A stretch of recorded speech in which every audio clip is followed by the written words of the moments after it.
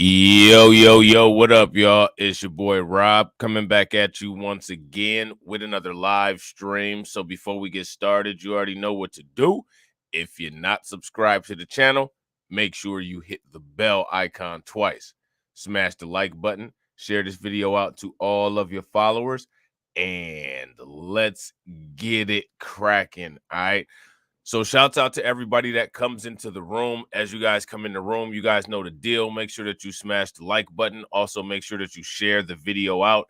Take a moment, make sure that you follow my backup channels and also follow my other social media so that you never miss a notification for a live stream. All right. So, what we're going to be talking about in this live stream is an article that was published by The Hill.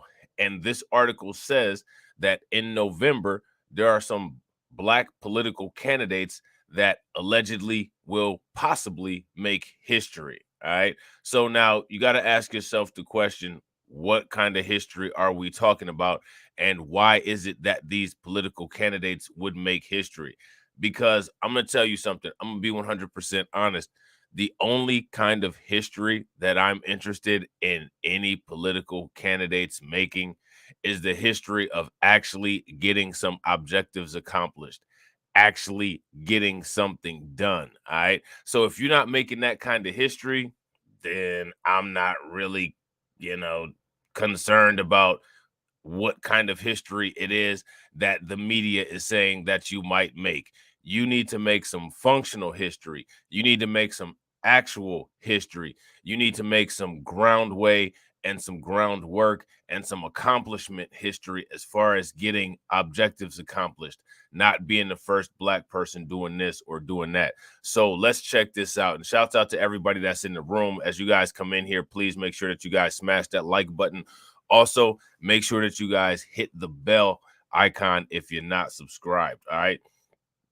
So here it is. And as we go through this, what I need to know from you guys is if you all have ever heard of these people. All right. Because what this is, in my opinion, is this is a disinformation effort from the media to try to frame who it is that we should see as viable political candidates when we're more than capable of deciding on who we deem acceptable and who we feel should be representation. And as of right now, nobody is acceptable. Nobody's providing adequate representation. All right. So let's check this out. These black candidates could make history in November. And again, what kind of history? What kind of history is it that they're saying is history? You know what I mean? So now here it says hundreds of black candidates are running in this year's election cycle. Now, what does that mean? Does that mean anything?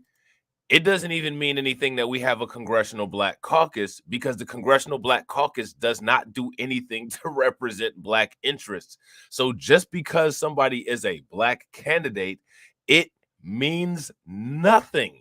But as you guys can see, the Hill, they think that it's important that a candidate is black. Me personally, I feel that it's important that a candidate brings to the table a solid game plan of getting objectives accomplished that are going to hit black specific disparities. That's what I feel is important. And I don't know if these candidates are going to do that. And many are looking to make history. Here we go. As the first black elected official in their respective races. Now, in my opinion, that is insignificant history. That is insignificant history. The history that you need to be concentrated on making is being the first black elected official to get something done, getting a record setting dollar amount of money earmarked for black people, getting record programs done specifically for black people, getting rid of black specific disparities. That's what you need to be working on as a candidate. I don't care if you're the first person across the finish line, if it's only adding accolades to your name. If it's not doing anything for me, if it's not doing anything for people like me, if it's not helping to improve the current situation that we have, if it's not doing anything to change the trajectory of the racial wealth gap. It is not significant history, in my opinion. Okay. But this is what you have. You have the media telling you why something should be history, and you have the media telling you who it is that should be making history. And that is just not acceptable. You know what I'm saying?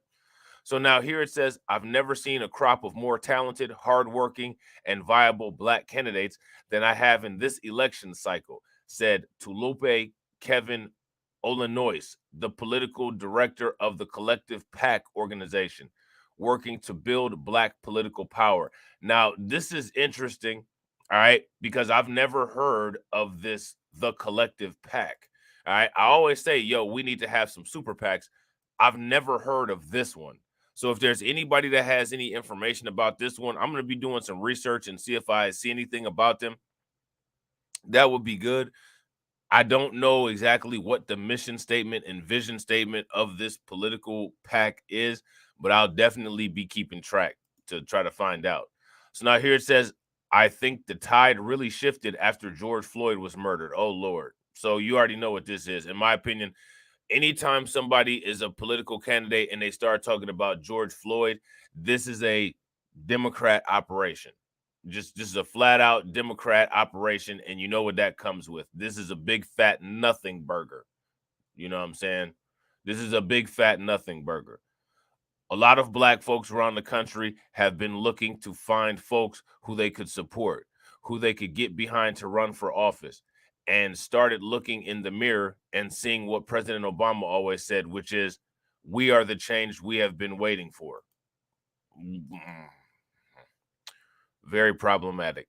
Now he added, Black candidates are running literally everywhere, and the collective has endorsed nearly 200 of those candidates around the country.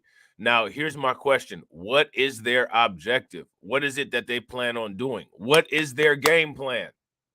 See, what this does is, all these things ever do is they tell you a bunch of names and they never tell you what the plan is that anybody plans on getting done. And that's what's important. When it comes to these candidates, we need to know what your plan is. We need to know what the plan is. This person here, her name is Mandela Barnes. Now, to everybody that's watching in the comment section, have you guys ever heard of Mandela Barnes? If you guys have heard of Mandela Barnes, give me a thumbs up in the comment section. If you've never heard of Mandela Barnes, give me a thumbs down. I've never heard of her. I don't know who she is. I don't know what she represents. And I don't know exactly what kind of objectives it is that she feels are important. In 2018, Milwaukee-born Mandela Barnes made history as Wisconsin's first Black lieutenant governor and only the second Black official elected statewide. This year, he's hoping to make history again as Wisconsin's first senator. Okay, who cares? What is he planning on doing for the people of Wisconsin? If I'm not mistaken, that's where Kyle Rittenhouse was running wild, shooting people up. Is he going to be able to prevent stuff like that from happening? What's he going to do? And with Democrats desperate to retain their razor-thin majority, Barnes has garnered the attention of some of the party's top names. Senator Cory Booker, Elizabeth Warren, and Bernie Sanders have all endorsed him. So basically, you can tell what a person's political objectives are by the people that endorse him. Cory Booker, if I'm not mistaken, is a Justice Democrat. If I'm not mistaken, Elizabeth Warren is also a Justice Democrat. And Bernie Sanders is an anti-reparations socialist. So I don't know exactly what the expectation is going to be. I don't know exactly what it is that's going to get done. Again, this to me seems like a nothing burger. Seems like a big fat nothing burger. In the days before the primary Tuesday, Barnes' Democratic rivals suspended their campaigns and rallied around the 35-year-old candidate, essentially clearing the path for his nomination. Now, Barnes will face off against Republican Senator Ron Johnson.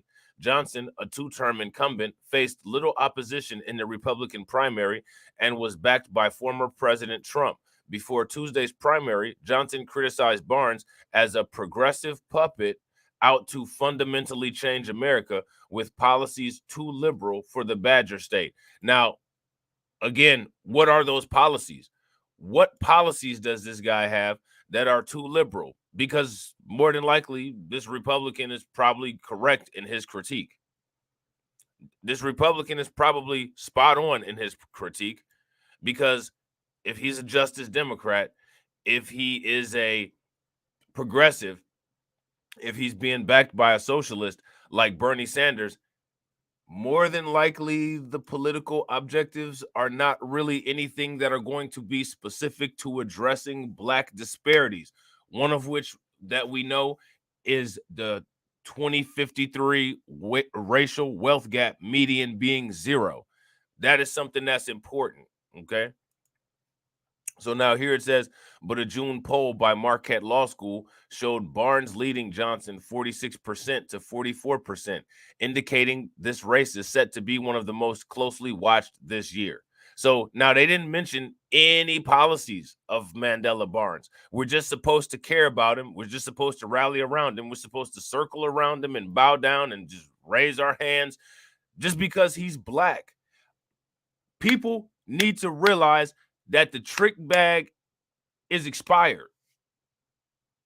If you're not coming with any kind of policy, if you're not coming with any kind of mission statement, vision statement, anything that's necessary for viable improvement of the situation that we have in the country based on disparities that we have, you're not gonna get support.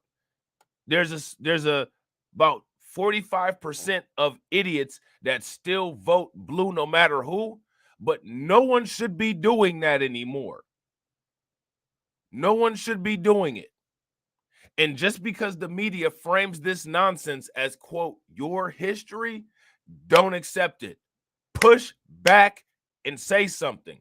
What's so historic about this?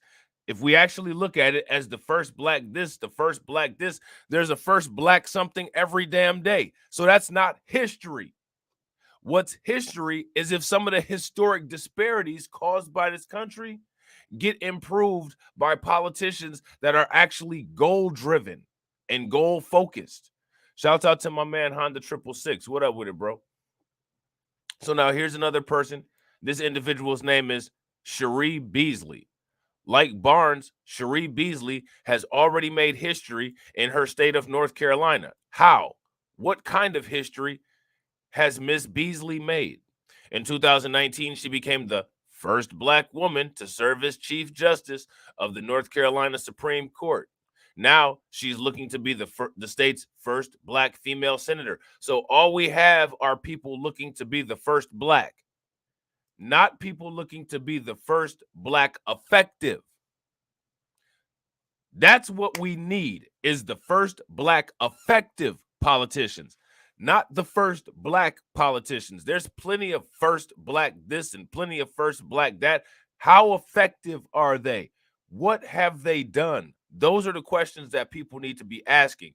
And real quick, ladies and gentlemen, shouts out to everybody that's watching. I definitely appreciate everybody being here. If you guys have not smashed that like button, please make sure that you smash the like button. We got 6 people watching and we got 4 likes. If everybody can bang on that like button and get us up to 10 likes, that would be awesome. Remember, guys, we got a goal of 100 likes on every single stream or video that we drop. So please help your boy out with that and smash that like button. Also, if you haven't, smash that like button and share the video out to all of your followers. And if you're not subscribed to the channel, take a moment and hit the bell. Though Beasley easily won her primary after her leading competitor dropped out of the race last year, she still has her work cut out for her going into November. The last time North Carolina went blue was for former President Obama in 2008. Beasley is running for Senator Richard Burr's Republican seat. Burr, who served 16 years as a senator, was censured in a unanimous vote by the North Carolina Republican Party in 2021 for his vote to convict former President Trump in the second impeachment trial. She has outraised her Republican competitor, Representative Ted Budd, $15.9 million to $6.3 million, according to Spectrum News. And following the mass shooting in Uvalde, Texas, a June Survey USA poll showed voters supported her 44% to Bud's 40%, in part due to Beasley's stance on gun control. So now she is getting a lot of support based on her stance on gun control. So now we know that she has a gun control stance. What are her other stances? Okay, like gun control. All right, that's fine. That's a nationwide problem. What are you going to do on the micro level for Black people? What is your Black community specific objectives that you're going to use to address the disparities that do not work in the way of a lift all tides policy? What are you going to do for that? What are you going to do that's going to make history in regards to that? In my opinion, history in regards to that is the only kind of history that anybody needs to be paying attention to. Much like Wisconsin's race, Beasley's success could ensure Democratic control for the next 2 years. And that's basically what this is about. These are chess moves that are being made for control. All right. These are chess moves that are being made for control. Charles Booker. In 2020, Charles Booker rose to national prominence for his racial justice-centered Senate campaign in Kentucky, but Booker failed to defeat incumbent Republican Senator Mitch McConnell, then majority leader that year. So now, okay, Charles Booker rose to national prominence for his racial justice-centered Senate campaign in Kentucky. What about his campaign was allegedly supposed to bring racial justice? When it comes to racial justice, when the acceptable political idea of racial justice is always an idea that's framed by white people.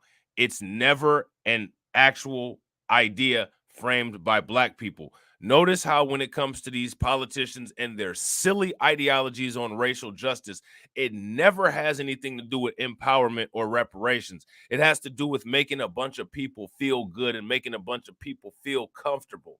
And why is that? Because economic power does not make people feel good and make people feel comfortable. It definitely doesn't make the population at large feel good and feel comfortable. It's a threat. It's an unpopular threat. And it doesn't matter whether it's an unpopular threat or not. It's what's necessary for us to survive in the United States. And that's why that's one of the things that these politicians need to be all over. That is their job. That is their responsibility. They don't need to be sitting anywhere except for in the unemployment office if that's not what they're getting us. If you guys agree with that, give me a thumbs up. If you guys disagree, give me a thumbs down. So now here it says that hasn't dissuaded Booker, who's back this year, to once again try to become Kentucky's first Black senator. Again, all they keep talking about is this first Black nonsense, and they're not saying anything about what these people are supposed to do. They're not saying anything about what these people's policies are. So one of the things that we're going to have to do is we're going to have to run these people's politics. And if these people ain't talking about nothing, get them out of there. Shouts out to Chanel Madison. What up with it, Chanel? They gotta get up out of here if they're not doing anything. Booker has been focused on using his identity as a middle class Black man to build a coalition of Black voters. And what is it that they're voting for? There is no such thing as Black middle class. When it comes to the United States, Black middle class is lower class. That is an illusionary term. There cannot possibly be a middle class in a group of people where the median wealth gap is going to zero at a fast rate. That is impossible mathematically and logically. So he's already running on a false premise. Recently, that identity stirred up controversy over an anti-racist campaign ad. In the ad, Booker stood with a noose around his neck as he called out Paul for voting against the Emmett Till Anti-Lynching Act and implied the incumbent was sowing division. But despite his increased name recognition from the ad and from his 2020 campaign, it'll be a tough run for Booker. Paul is a two-term incumbent, and the state hasn't elected a Democratic senator since 1992. Meanwhile, here we go, Booker's platform of Medicare for all, as well as environmental, economic, and racial justice, which none of this economic money is going to black people, and other Republicans as a socialist agenda with policies too far left and to be in the interest of Kentuckians.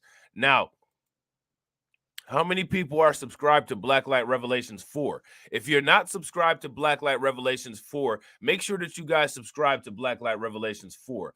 Blacklight Revelations 4 is a channel that's completely dedicated to the nonsensical environmental agendas that the United States has. And when it comes to those environmental agendas, it's a grab bag for everybody else. One of the reasons why it's a grab bag for everybody else is because black people haven't created businesses in the environmental sectors like renewable energy. That's something that wouldn't be a bad idea for people to do. But there's no racial justice with climate justice. That is insane, and that is absurd, and that is nonsense. That's nonsense that Cory Bush was talking about in 2020. Yeah, me too. Facts. I agree, Chanel. If people are tired about hearing about the first black this and the first black that, give me a thumbs up. I want to see some first black objectives getting accomplished. I'm tired of hearing about these politicians that ain't doing anything. Stop putting politicians in our face as if anybody's going to fall for that nonsense. Nobody's falling for it. Nobody cares about these people that the Hill put in just because they want us to be comfortable. You know what I'm saying? We've been uncomfortable in this country ever since it's been established. No one cares about these selected people put in front of our face. People aren't dumb like that anymore. There's a large sector of people that are, but there's an even louder growing section of people who aren't. And all this is going to do is this is going to provide evidence that there is a hostage situation here in the United States, and it's going to cause people to react. And it's going to be nobody's fault but the United States' fault. Andrea Campbell. 7 years ago, Andrea Campbell became the first woman to represent her district on the Boston City Council. Then in 2018, she made history again when she was elected as the first black female city council president. Now running for Massachusetts Attorney General, she's looking to make history a third time as the state's first black woman elected to a statewide office. Campbell's goals include creating equitable, look at this. Campbell's goals include creating equitable and affordable health care and housing, criminal justice reform, and better economic opportunities. What does that mean? What in God's name does that mean? So all these other people have politicians that are working towards accomplishing specific objectives for them. And it's just okay, which is good. You know what I'm saying? That's what they're supposed to be doing. We have nonsense to make America's butt feel good. Because if we talk about black specific objectives, it just doesn't make everybody comfortable. Why the hell do we have to be uncomfortable for everybody else's comfort? That's not a necessity, and it's not a requirement, and it's not something that anybody should be okay with. I'm not being uncomfortable on behalf of making the rest of the United States comfortable.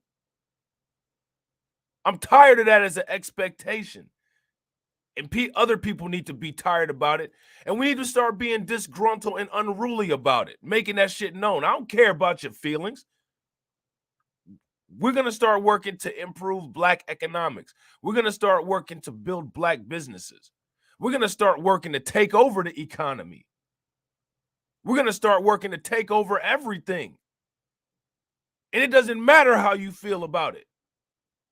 That's what people need to be on. I'm not here to make friends or to appease anybody. We should be here for the same thing that everybody else is here for: world domination and power.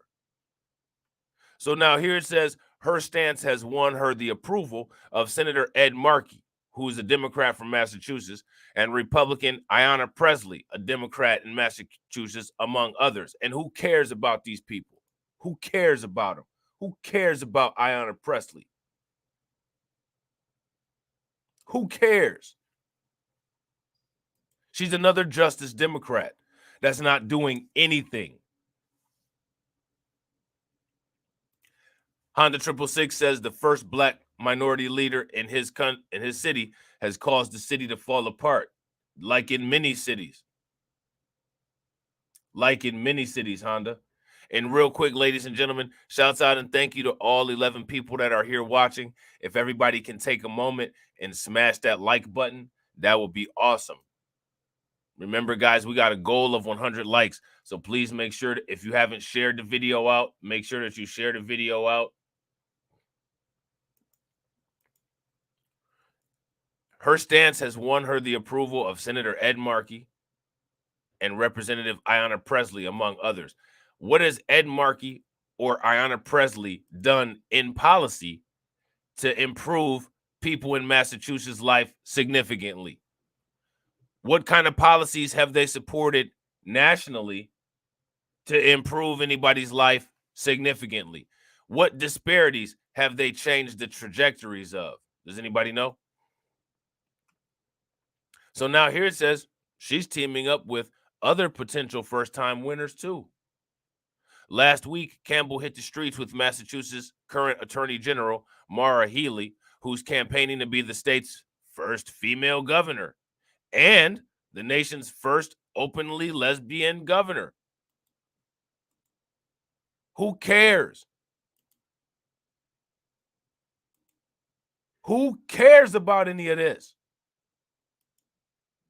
But come November, Campbell will face off against two other strong Democratic candidates, Shannon Liss Riordan, a workers' rights attorney, and Quentin Palfrey, a former assistant attorney general.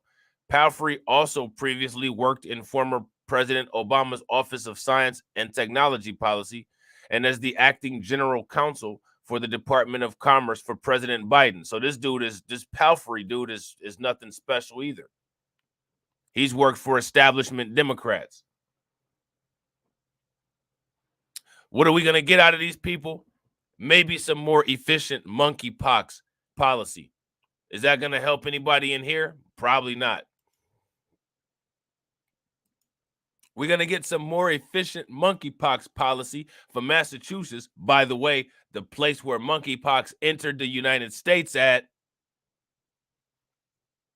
So that's about all we're going to get from that.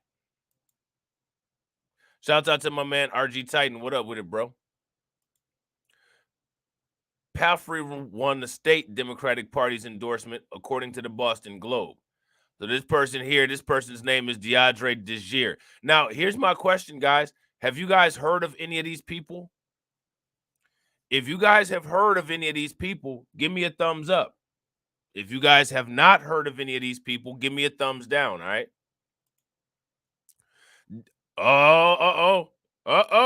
There has never been a black female governor elected in any state. But Deidre Desir is looking to change that in her bid for Iowa governor. What is she going to do? Even at the least, if she's not going to do anything for black people as a whole, what is she going to do specifically for black women? Shout out to my man AB Promotions. What up with it, bro?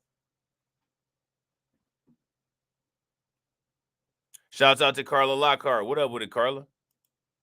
Born in Mississippi and raised in Oklahoma, Desir moved to Iowa for college before co-funding the nonprofit Back to School Iowa. Now running for governor, Desir is pushing an agenda for economic development through new jobs. Economic development for who? Voter rights for who? And affordable health care for who?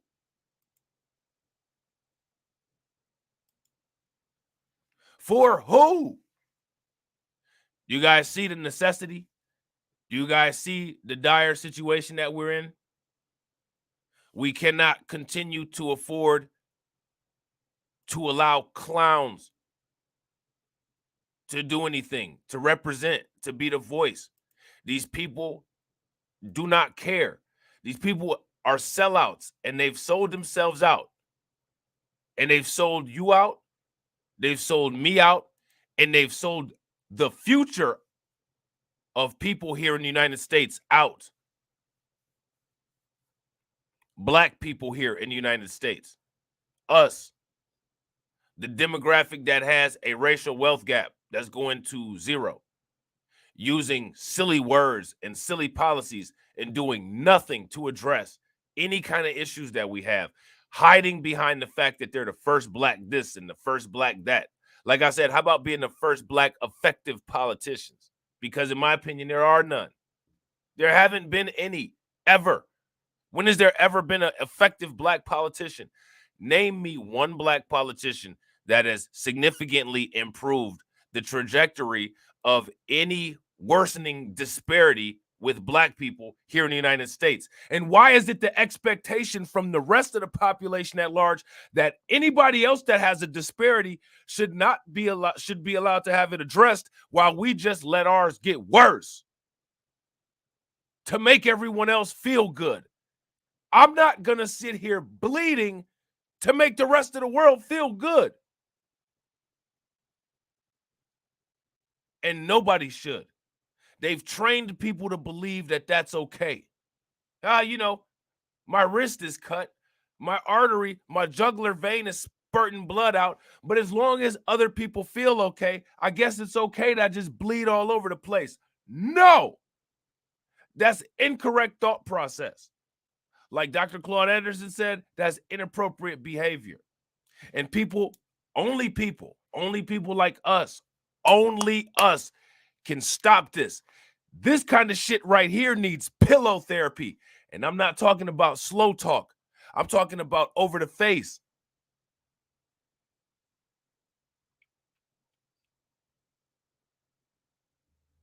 People need to get past that. Solo, what up with it, by the way, bro?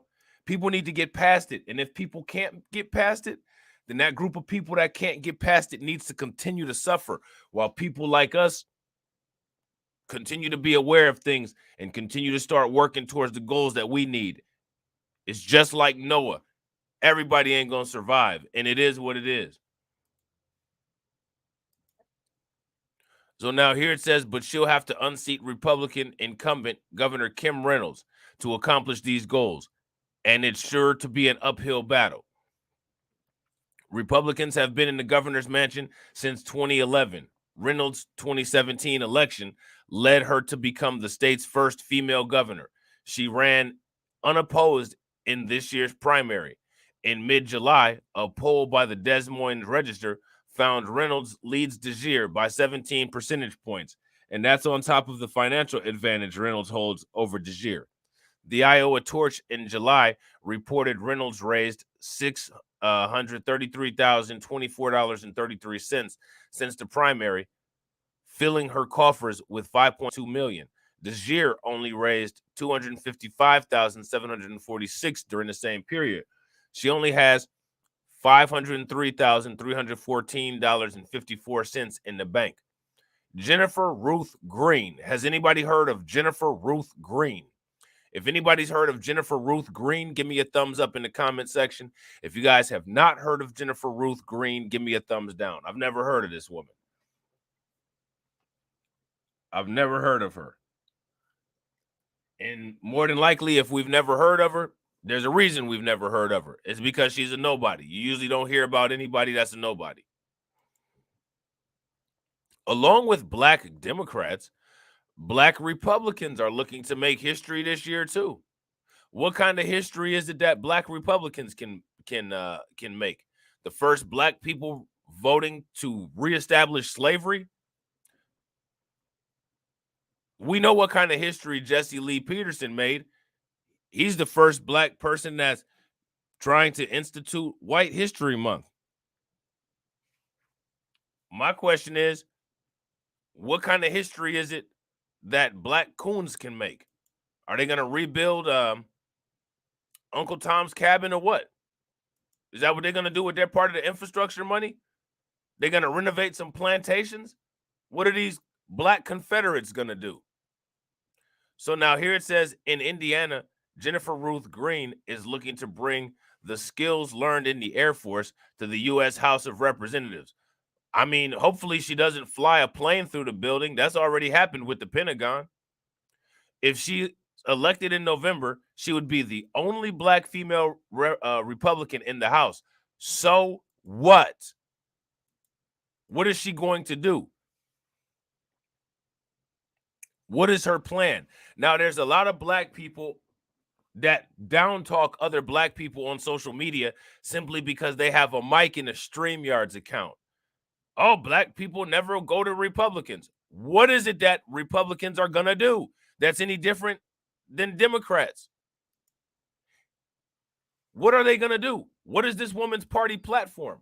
I'm down to deal with anybody who's actually going to do something that's going to affect the disparities. Because why the hell is it that other people, regardless if it's a black person or if it's a white person or if it's one of these smartest Negro in the room motherfuckers on YouTube that want to sit here and act as if you shouldn't have the same objectives and look towards the government for the same things that every other group of people does?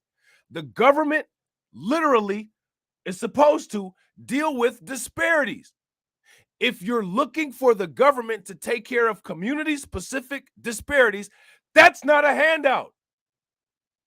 You got black people on YouTube sitting there telling you that's a handout, and it's not. Notice that those same black people, they don't say it's a handout for anybody else. Governor Kathy Hochul gave the AAPI community $20 million. You don't hear fuck boys on YouTube saying that that's a handout. Why did they give the Asian people $20 million? Because of disparities, because of the issues that they claim C-19 was causing in that community. Disparities. We've got plenty of disparities that our condition and our situation here in the United States caused us. But you don't hear any of the smartest nigga in the room ass motherfuckers on YouTube telling anybody that. Anybody that's telling you to vote for somebody and then go walk away is an idiot and a detriment. The whole reason why you're voting for somebody is to facilitate them to bring resources to you. That's across the board. That is what anybody does. No one said that Trump supporters were getting a handout when they got the wall built. No one said that.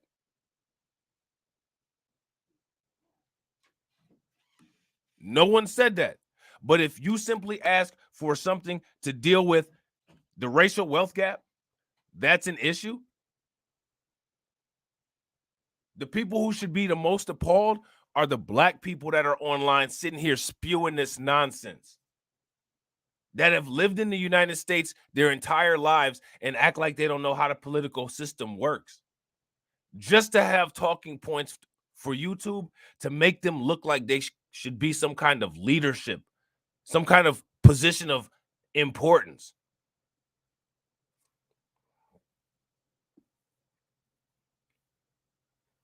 There's been a lot of climate efforts. If you guys recall, one of the most recent videos that I did on Blacklight Revelations 4 was a video about in California how they plan on giving what was it? I want to say like $960 million to Californians for climate initiatives. There's no fuck boys on YouTube going live talking about that's a handout, but it's free money that's getting given.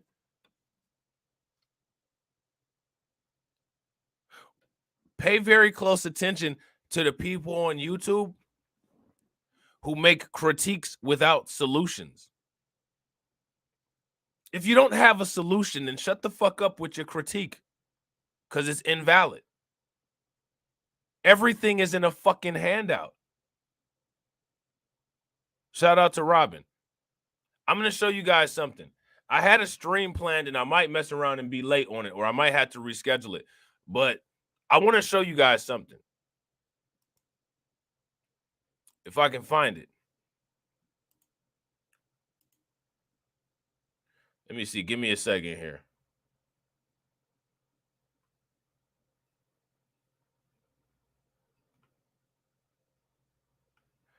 Now, this is what's going on in the United Kingdom. All right. And we'll get back to this.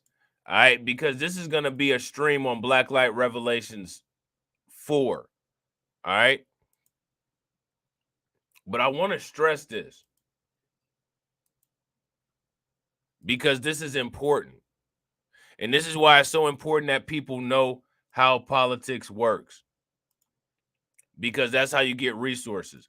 That's one of the reasons why they attempt to make sure that we never have politicians that'll fight for us. Do you see this right here? Energy cost relief planned for hundreds of businesses to stop them from relocating abroad. Now, this is in the United Kingdom. This is in the UK. The government said the plans would help around 300 businesses, supporting 60,000 jobs. So what does that mean? That means that the government is giving these businesses money to stay in the United Kingdom. That's what that means. So now, why are there, this is what the government does for businesses that help the country that they're in. They're giving away money. So now my question is, why are there black people on YouTube sitting there saying that these are handouts? This is something that every government that's structured similar to ours does. There's a disparity there. There's a lack of climate initiatives. And there's also the threat of those businesses moving out of the United Kingdom. So in order to deal with that, the government is giving them an incentive. But you literally have, and it would be a different story if it was just, the white media, Hill. You actually have black people on YouTube saying this shit, cheering on other people that get millions of dollars, telling you to shut up. None of these people are pulling themselves up by their bootstraps. They're getting pulled up by a money lasso. You see it. Nobody making that up. So you got to ask yourself the question, what is your expectation then? If you're sitting here trying to shame me about what the government is supposed to be doing, what it's doing as far as its job, if the government contributed to the disparity, it's supposed to contribute to improving it. What are you talking about? What are any of these people talking about? That's what you got to ask yourself. And you also got to ask them. And what you'll see when you ask them is that they won't have an answer for you. And the reason why they won't have an answer for you is because most of these people are pseudo-intellectuals. They couldn't fight their way out of a wet paper bag, let alone intellectually. Because if you ask me, intellectual combat takes more skill than physical combat. But if you can utilize your intelligence with physical combat, you'll be undefeated for a long time.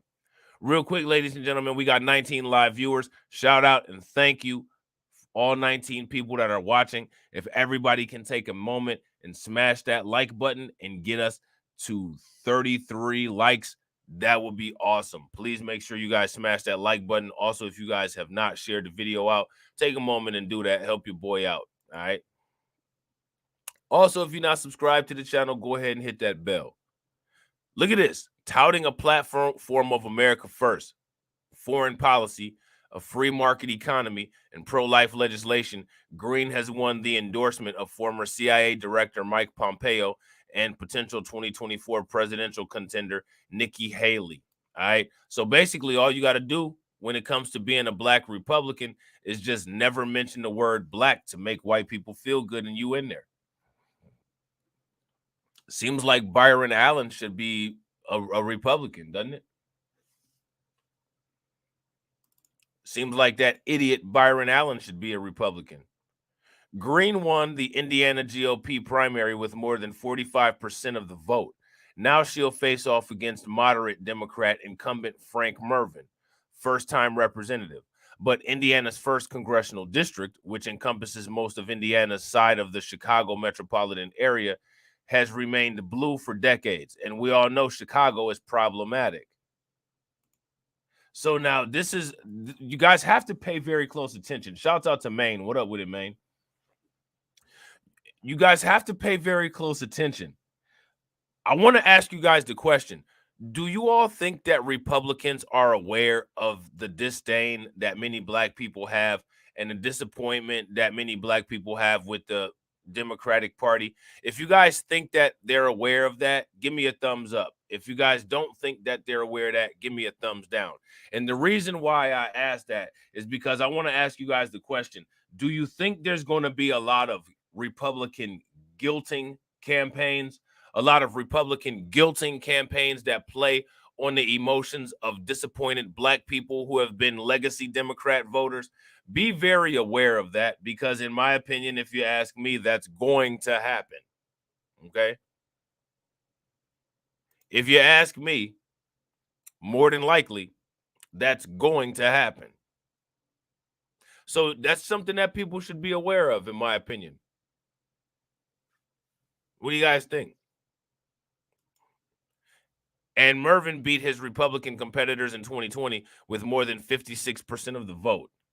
Still, Green stands some chance. She raised over $650,000 in the second quarter, outraising Mervin by nearly $300,000. And in June, the Democratic Congressional Campaign Committee added Mervin to its incumbent protection program. I don't know what that is. What is an incumbent protection program? Does anybody know? If you guys know what an incumbent protection program is, give me a thumbs up. Sound like a damn insurance policy. Must be some kind of insurance policy that if you're an incumbent, nobody's going to challenge you. You know what I'm saying? We can sound out a lot of these scams. You know what I mean? So now here's an individual named Wes Moore who's supposed to be making history. Who is Wes Moore? If you guys have heard of Wes Moore, give me a thumbs up in the comment section. If you've never heard of Wes Moore, give me a thumbs down. And real quick, ladies and gentlemen, just so you guys know, immediately after this, your boy is going to get started on the USA versus China stream on Blacklight Revelations 2. So if there's people that are watching this that aren't subscribed to Blacklight Revelations 2 that are interested in the United States versus China situation, feel free to take a moment and make sure that you subscribe to Blacklight Revelations 2. All right. In Maryland, Army veteran and best-selling author Wes Moore is campaigning to be the state's first black governor. Now, here's my question. Do you think he's gonna be the first black governor, but is he gonna do any black first governing? That's my question. All of these people that are first black this, are they gonna do black first anything? That's the question. That's what the question always should be. I don't expect any. The United States is a large, diverse country. I don't expect 100% of somebody's policy platforms to be black first, because we don't make up 100% of the population. That is unreasonable. I don't expect that. And anybody that wants to go around and say, you're a coon, you coon, you coon, you coon, you coon. I don't care if you call me a coon or not. That's just mathematical. And it's just fair. It's an unrealistic expectation. We ain't in Haiti. We're not in Africa. We don't make up 100% of the population. There's other people here. I don't have that expectation. But I do expect at least 13% of your policy platform, at the least 13%, even possibly higher, depending on where you're at locally, to at least first specifically deal with black disparities. I think that that's a reasonable expectation. Anybody that wants to fly off the handle and be like, oh, this motherfucker got coon because he don't think that they should be 100% black. The United States is not 100% black. That's insane. You actually want to win the election to get in there, but you actually need to do what it is that you promise for your black constituency. Here's my question to any of you low IQ, mucus-brained idiots that would want to call me a coon because I said something like that. What's the difference between the black politicians now and a black politician who says, hey, 13% of my policies are specifically addressing black disparities? What's the difference? I'll tell you what the difference is. The people in office now haven't done shit. The person that comes in that says, I'm going to address these disparities proportionally is actually addressing the disparities. That's the difference. That is how you can tell somebody who is on YouTube or somebody who's on social media who has an empty space in their skull where a brain is supposed to be, which is many content creators. Many content creators have a cavity instead of a brain. Okay? So now here it says, after a crowded primary season saw 10 candidates try to secure the Democratic nomination, Moore pulled ahead with nearly 34% of the vote. Moore will take on Trump-endorsed Republican Dan Cox, a right-wing member of the Maryland House of Delegates. Democrats feel strongly about Moore's chances, with the Democratic Governors Association spending more than $1 million to air an ad intended to help Cox win the primary by stressing his Trump endorsement and his support of the stolen election lie. Meanwhile, Moore had his campaign boosted by, none other than Oprah Winfrey and the U.S. Representative Representative Steny Hoyer, Democrat of Maryland, among others. Now, what I find fascinating is that while Oprah Winfrey is out here endorsing Democrats, all of the white people that she empowered are Republicans. Look at Dr. Oz. You know what I'm saying? So what does that tell you? Speaking of Oprah Winfrey, if I'm not mistaken, she's another first black, isn't she? There's a difference between being first black and being black first. Would you guys agree? Now, here's my thing, right? There's a lot of people that got a lot of crazy requirements and crazy standards for somebody being black. For how you being black first, you got to do this, you got to do that. As far as I'm concerned, when it comes to politics, to be politically black first, this is just my assumption, is to look at disparities that black people are dealing with and actually deal with those. And don't try to do your politics and policies living under the delusion that we're all just in some kind of utopia that we're not in. We actually have specific issues. Deal with those specific issues. As far as I'm concerned, that satisfies my requirement. Actually deal with those. Deal with those like you would deal with anything else. Objective-based, dealing with disparities. Come in with a plan to deal with the racial wealth gap in your locality with an effective plan that effectively puts money in the hands of black people, helps to facilitate black businesses, and also helps to build black communities, as well as provide education on how to build those communities up and maintain legacy communities, and also not just create voting blocks, create economic blocks. I'm cool with that. I don't understand how somebody could not be cool with that, and you have all these other expectations, and none of it has been done. None of it. Just food for thought.